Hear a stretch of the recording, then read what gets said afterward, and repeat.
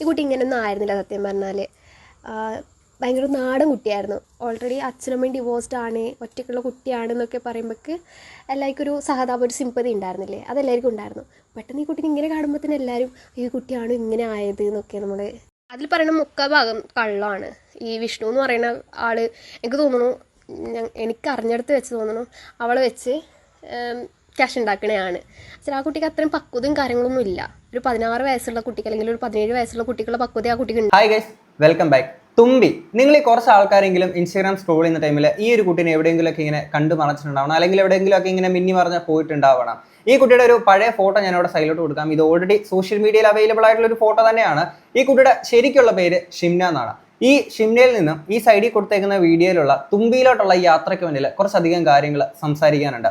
നമ്മുടെ ഈ കഴിഞ്ഞ ബിഗ് ബോസ് നടന്ന ടൈമിൽ ഈ കുട്ടിയുടെ ഒരു നാട്ടുകാരിയായിട്ടുള്ള, ഈ കുട്ടീനെ അടുത്തറിയുന്ന ഒരു കുട്ടി എനിക്ക് പേഴ്സണലി മെസ്സേജ് അയച്ചിട്ട് കുറച്ച് കാര്യങ്ങൾ സംസാരിച്ചിട്ടുണ്ടായിരുന്നു. അതായത് ഈ തുമ്പിയുടെ ഒപ്പമുള്ള വിഷ്ണു എന്ന് പറയുന്ന ആളും സോഷ്യൽ മീഡിയയിലൂടെ വന്ന് പറഞ്ഞുകൊണ്ടിരിക്കുന്ന കാര്യങ്ങളും മോസ്റ്റ് മെജോറിറ്റി കാര്യങ്ങളും പച്ചക്കള്ളങ്ങളാണ് എന്ന് തന്നെയായിരുന്നു.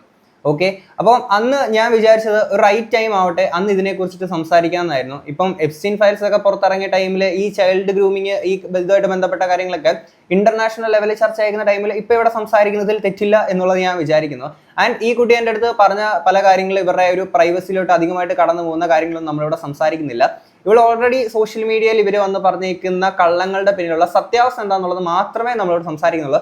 അതിനപ്പുറത്തോട്ടുള്ള പ്രൈവസിയിലോട്ടും നമ്മൾ പോകുന്നില്ല. ആൻഡ് ഈ തുമ്പീനെ അറിയാത്ത ആൾക്കാർക്ക് വേണ്ടിയിട്ട് തുമ്പിയുടെ മറ്റൊരു വീഡിയോ കൂടെ ഞാൻ ഇവിടെ ഒന്ന് പ്ലേ ചെയ്യാം.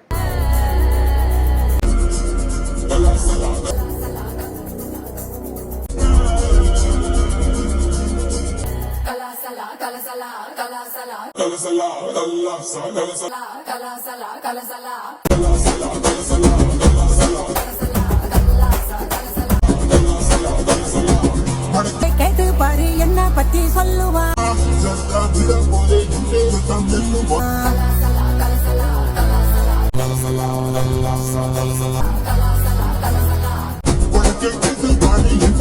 കുറച്ച് എക്സ്പോസ്ഡ് ആയിട്ടുള്ള വീഡിയോസ് ഒക്കെ തന്നെയാണ് തുമ്പി സോഷ്യൽ മീഡിയയിലൂടെ പങ്കുവച്ചുകൊണ്ടിരിക്കുന്നത്. ആൻഡ് അത് മാത്രമല്ല, ഇവരുടെ ഇൻസ്റ്റാഗ്രാമിൽ എക്സ്ക്ലൂസീവ് കണ്ടന്റ് സബ്സ്ക്രിപ്ഷൻ പ്ലാൻ ഉള്ള കുറച്ച് പരിപാടി കാര്യങ്ങളൊക്കെ ഉണ്ട്. അറിയാമല്ലോ, പബ്ലിക് ആക്കുന്നതിനേക്കാൾ കുറച്ചുകൂടെ എക്സ്ക്ലൂസീവ് ആയിട്ടുള്ള വീഡിയോസ് ഒക്കെ തന്നെയായിരിക്കും നമുക്ക് ആ ഒരു സബ്സ്ക്രിപ്ഷൻ പ്ലാനകത്തൂടെ കാണാൻ സാധിക്കുക. ഏകദേശം 1000-ലധികം ആളുകൾ സബ്സ്ക്രൈബ് ചെയ്തിട്ടുണ്ട്.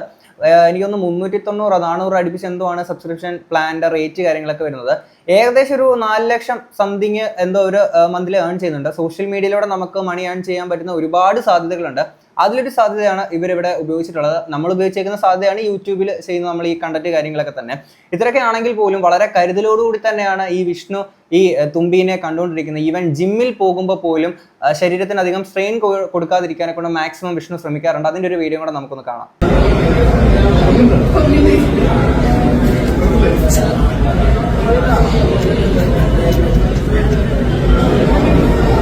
കണ്ടില്ല, ആ ഒരു കരുതൽ കാര്യങ്ങളൊക്കെയാണ് ഗൈസ്. കാര്യം എന്ന് വെച്ചാൽ അത്രയും വലിയ ഡംബിളൊക്കെ പൊക്കാനെ കൊണ്ട് അത്രയും പ്രയാസമായിട്ടുള്ളൊരു കാര്യമാണ്. അതുകൊണ്ട് ആ വിഷ്ണു എന്ന് പറയുന്ന വ്യക്തി പിന്നിൽ നിന്നും സഹായിക്കുക എന്നൊക്കെ പറയുമ്പോൾ എന്ത് പ്രഹസനമാണ് സജി. ഓക്കെ, എന്താണെങ്കിലും ഇത്രയും കരുതൽ കൊടുക്കുന്ന ഈ ഒരാളെ പറ്റിയിട്ട് ആ കുട്ടി എനിക്ക് മെസ്സേജ് പറഞ്ഞേക്കുന്ന കാര്യം ഞാൻ ഇങ്ങോട്ടൊന്ന് പ്ലേ ചെയ്യാം. അതിൽ പറയുന്ന മുക്കാൽ ഭാഗം കള്ളമാണ്. ഈ വിഷ്ണു എന്ന് പറയുന്ന ആൾ എനിക്ക് തോന്നുന്നു, എനിക്ക് അറിഞ്ഞെടുത്ത് വെച്ച് തോന്നുന്നു അവളെ വെച്ച് ക്യാഷ് ഉണ്ടാക്കണതാണ്. പക്ഷേ ആ കുട്ടിക്ക് അത്രയും പക്വതയും കാര്യങ്ങളൊന്നും ഇല്ല. ഒരു 16 വയസ്സുള്ള കുട്ടിക്ക് അല്ലെങ്കിൽ ഒരു 17 വയസ്സുള്ള കുട്ടിക്കുള്ള പക്വത ആ കുട്ടിക്ക് ഉണ്ടാവുള്ളൂ. ഇവള് ഈ ഫെയിമൊക്കെ കിട്ടുമ്പോഴത്തേന് അത് കുറച്ച് നല്ലതാണ്, അതിൻ്റെ ആഫ്റ്റർ എഫക്റ്റ് ഒന്നും ചിന്തിക്കാതാണെന്ന് തോന്നുന്നു ഈ കുട്ടി ഇമാതിരി പരിപാടിക്കൊക്കെ പോകുന്നുള്ളത്. അപ്പം അയാളുടെ വിഷ്ണുവിൻ്റെ ഒപ്പം തന്നെയാണെങ്കിൽ നല്ല രീതിയിലെ കള്ളങ്ങൾ തുമ്പി ഇവിടെ മീഡിയാസിന് മുന്നിൽ വന്ന് സംസാരിക്കുന്നുണ്ട്. അത് നിങ്ങൾക്ക് മുന്നോട്ട് കേൾക്കുമ്പോൾ മനസ്സിലാക്കാൻ സാധിക്കും. ഇനി ഇത് വിഷ്ണുവിൻ്റെ അടുത്ത് മീഡിയാസ് ഒക്കെ വന്ന് ചോദിക്കുന്നുണ്ട്, നിങ്ങൾ തമ്മിലുള്ള ബന്ധം എന്താണെന്ന് ചോദിക്കുമ്പോൾ പറയുന്ന കാര്യം നമുക്ക് കേൾക്കാം.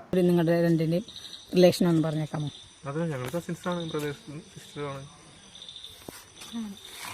എങ്ങനെ മാമൻ അങ്ങനെയാണോ?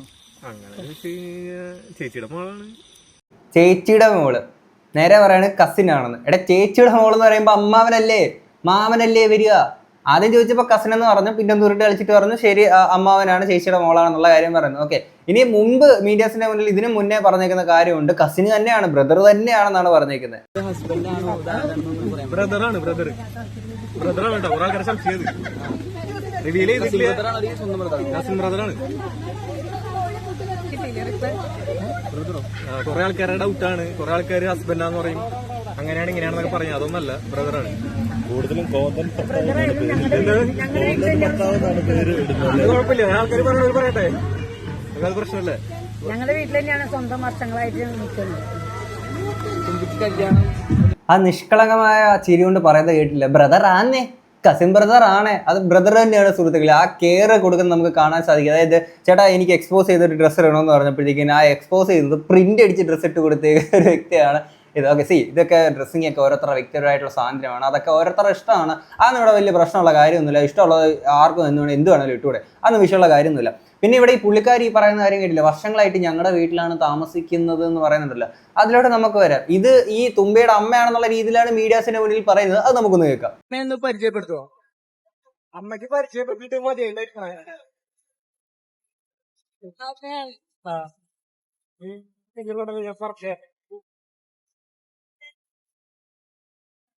അമ്മ നല്ല സപ്പോർട്ട്.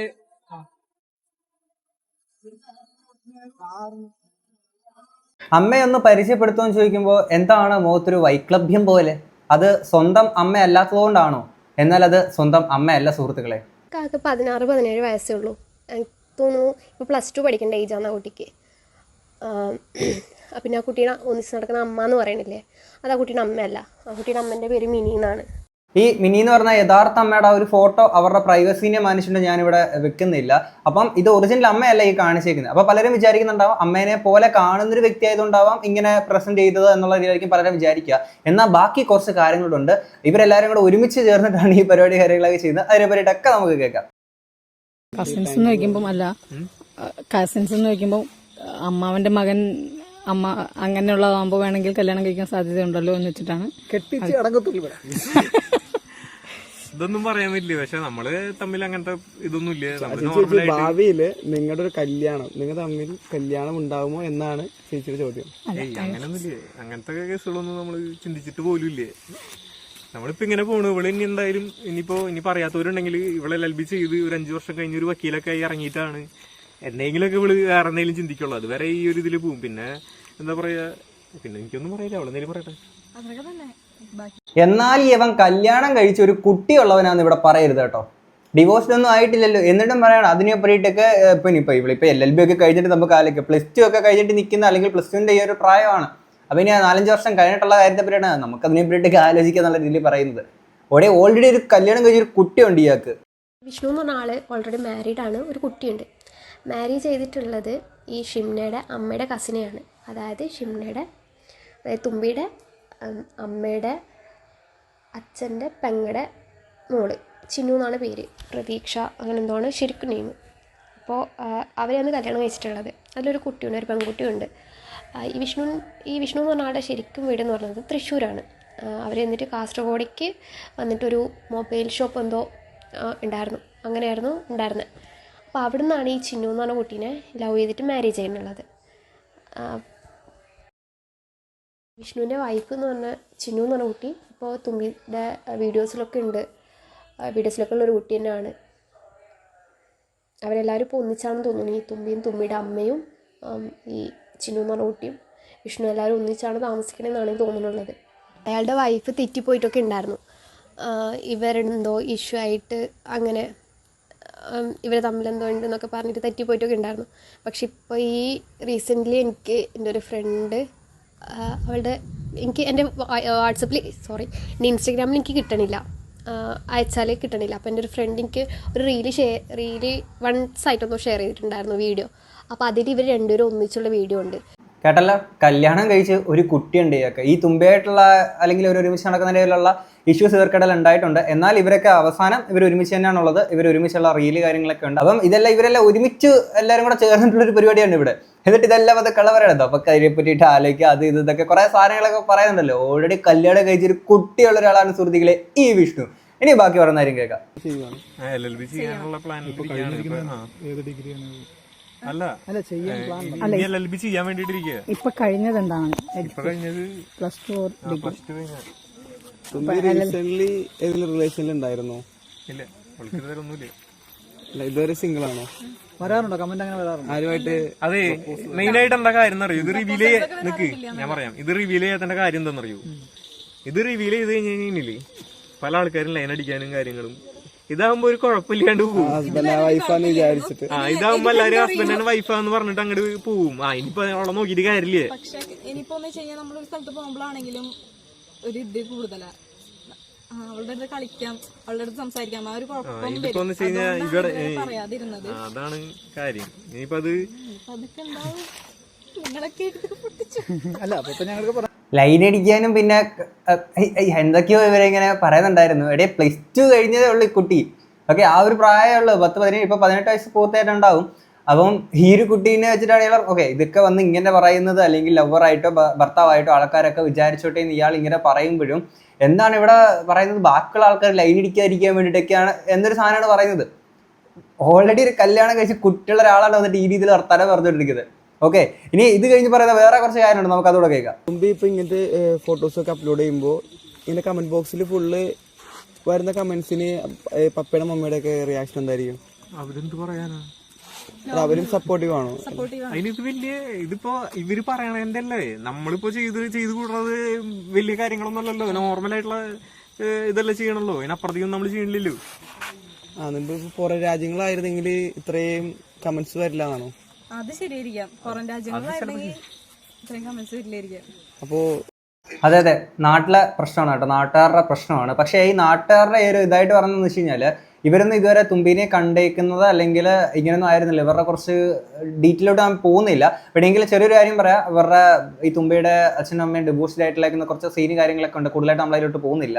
എങ്കിലൊക്കെ മനസ്സിലാൻ വേണ്ടിയിട്ട് പറഞ്ഞതാണ്. അപ്പം അങ്ങനെ ഇവരെ അടുത്തുള്ള ആളുകളൊക്കെ അത്രത്തോളം കെയർ ചെയ്തൊക്കെ കണ്ടിരിക്കുന്ന കുറച്ച് ആൾക്കാരുണ്ട്. അവരിൽ ഒരാളാണ് എനിക്ക് ഈ മെസ്സേജ് ഈ കാര്യങ്ങൾ പറഞ്ഞിരിക്കുന്നത്. പിന്നീട് തുമ്പിനെ ഈ ഒരു രീതിയിൽ കണ്ടപ്പോഴേക്കിന് പെട്ടെന്ന് എല്ലാവരും ഭയങ്കര ഷോക്കായി പോയി. കാര്യം ഈ ഒരു എക്സ്ക്ലൂസീവ് കണ്ടന്റ് അതിൻ്റെ ഒക്കെ ഒരു രീതി അറിയാമല്ല, കുറച്ചുകൂടെ ഇതായിട്ട് എക്സ്പോസ്ഡ് ആയിട്ടുള്ള അതൊക്കെ ഓരോരുത്തരുടെ വ്യക്തിപരമായിട്ടുള്ള താല്പര്യമാണ്. പെട്ടെന്ന് അവരെ അല്ലെങ്കിൽ തുമ്പിനെ ആ രീതിയിൽ കണ്ടിട്ടുണ്ടായിരുന്ന ബാക്കിയുള്ള ആളുകൾക്ക് പെട്ടെന്ന് അതൊരു ഷോക്കായി പോയി എന്നുള്ള സാധനമാണ് അവരവിടെ പറയുന്നത്.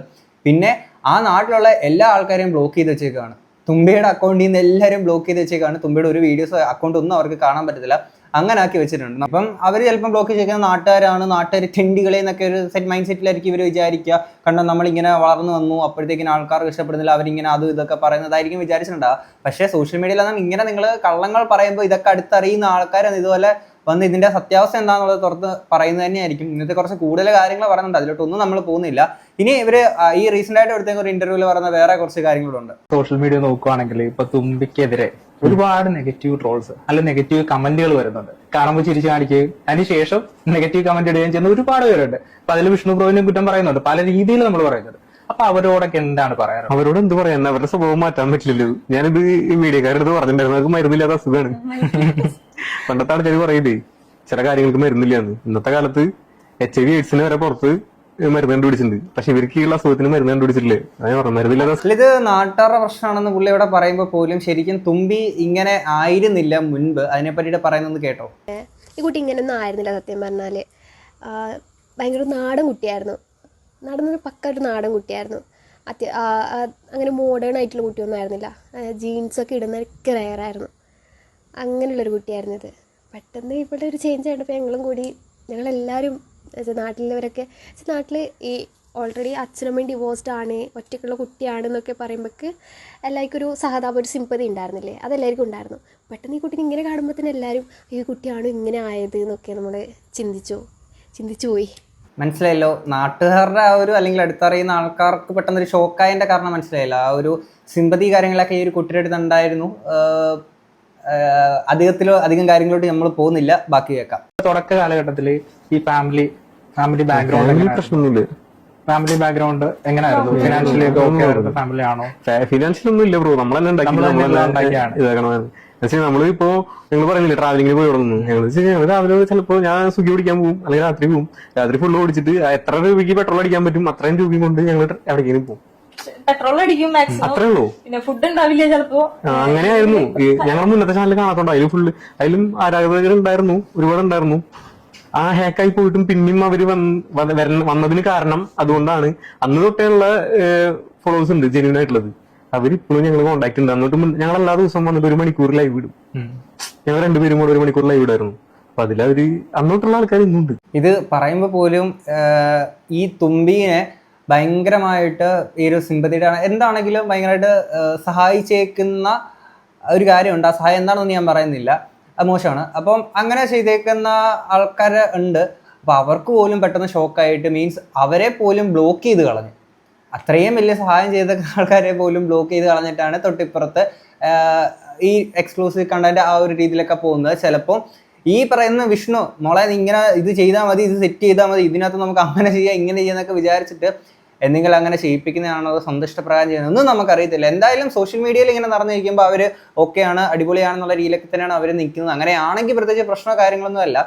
എന്നാൽ ഇതിനകത്ത് വേറെ എന്തെങ്കിലുമൊക്കെ പരിപാടിയൊക്കെ നടക്കുന്നുണ്ടോ? അവിടെ ഈ വിഷ്ണു എന്ന് പറയുന്ന ആളുമായിട്ട് ബന്ധപ്പെട്ട് തൃശ്ശൂർ വേറെ എന്തൊക്കെയോ കുറച്ച് പ്രശ്നങ്ങളുണ്ടായിരുന്നു. പിന്നീട് കോഴിക്കോടേക്ക് അങ്ങനെ മാറിപ്പോയതിൻ്റെ കാര്യങ്ങളൊക്കെ കുറേ ഇങ്ങനെ കേട്ടിട്ടുണ്ടായിരുന്നു. എന്താണെങ്കിലും ഇത്ര മാത്രമേ തൽക്കാലം നമ്മൾ സംസാരിക്കുന്നുള്ളൂ. ഇത്ര കേട്ടിട്ട് നിങ്ങൾക്ക് എന്താണ് തോന്നുന്നത് എന്നുള്ളത് തീർച്ചയായിട്ടും കമന്റ് ബോക്സിൽ പറയാം. നമുക്ക് അടുത്തൊരു വീഡിയോ ആയിട്ട് കാണാം. അപ്പോൾ ശരി, ബൈ.